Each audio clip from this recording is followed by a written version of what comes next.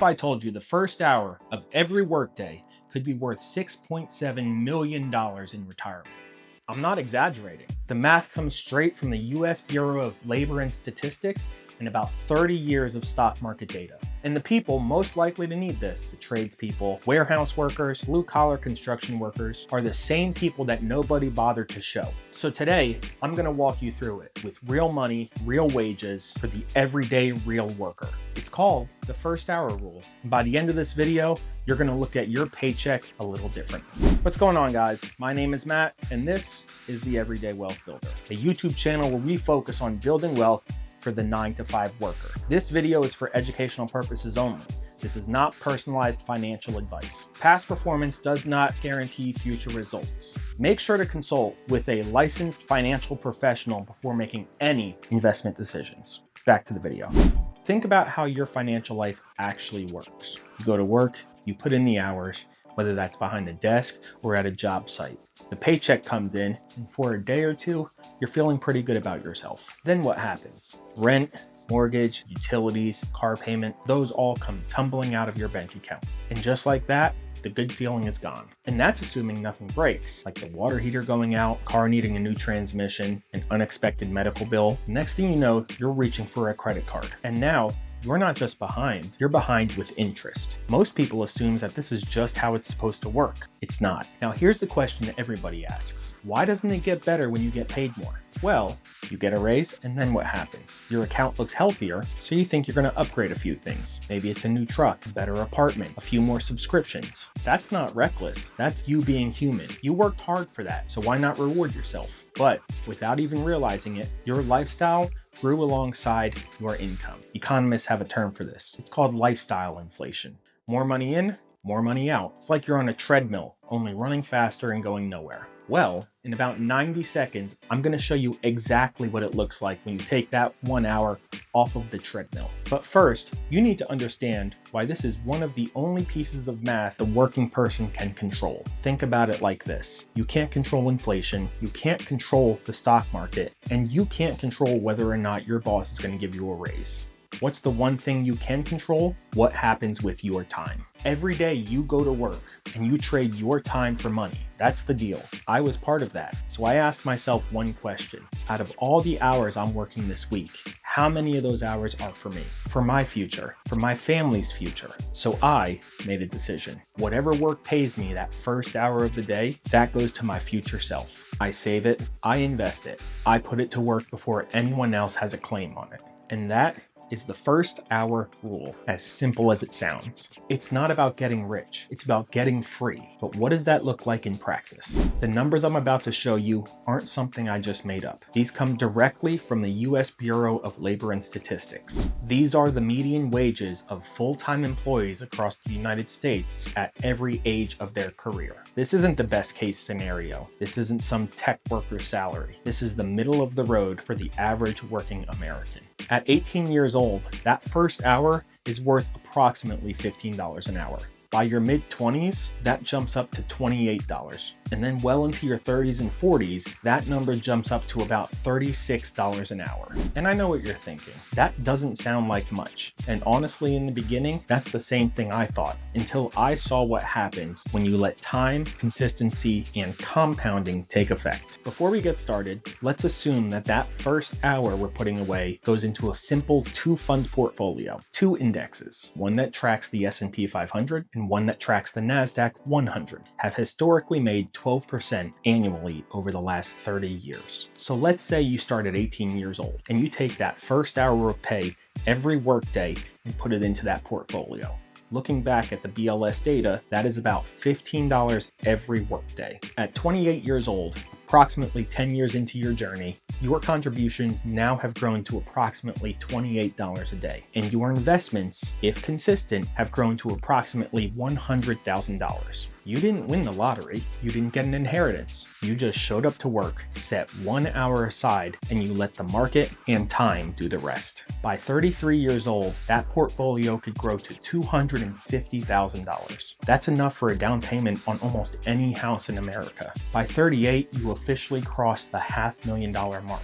And by 44, only 6 years later, you have officially reached the millionaire status. And finally, at 59 and a half years old, the typical age of retirement, your portfolio is now worth $6.7 million off of 1 hour a day. Even adjusting for inflation, that portfolio would be worth $2.9 million by today's purchasing power.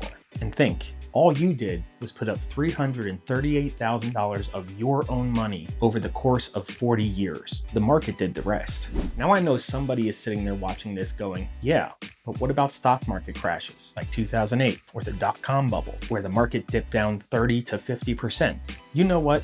That's a fair question. Everyone investing during those times lost sleep when that happened. But that all being said, the stock market as a whole has still averaged about 10% a year for 30 years, in spite of the market crashes. And I know some of you are going to say, how is that possible? Think about it like this. If you continue to buy during the market crashes, then when the market rides its way back up, you'll ride along with it. People didn't build their wealth in spite of the market crashing. They built their wealth because it crashed. Now, I know not everyone watching is 18 years old. Maybe you're 30, maybe you're 35, maybe you're 40. Maybe you're looking at me saying, what's the point? I've already missed the best years to do this. I want to speak to you directly for a second. You haven't missed anything. You just have a different starting point. I want you to remember when I started my wealth building journey at 30 years old, I had a negative net worth of $30,000. So I know what it feels like starting late. Let's show you what starting at 30 would look like. Starting this journey